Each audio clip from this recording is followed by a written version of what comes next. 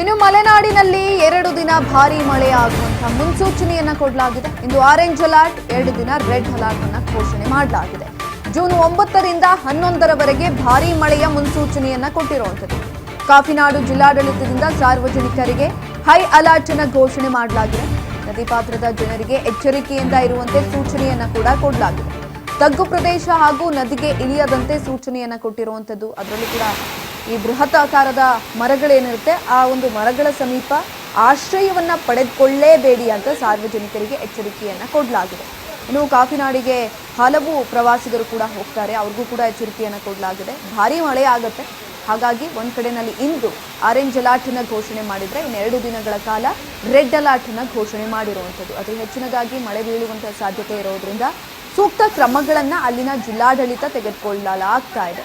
Already ಸಾರ್ವಜನಿಕರಿಗೆ high alert ಅನ್ನು ಘೋಷಣೆ ಮಾಡಲಾಗಿದೆ. ಯಾವ ಕೆಲಸವನ್ನ ಮಾಡಬೇಕು, ಏನೇನು ಮಾಡಬೇಕು, ಎಚ್ಚರಿಕೆಯನ್ನ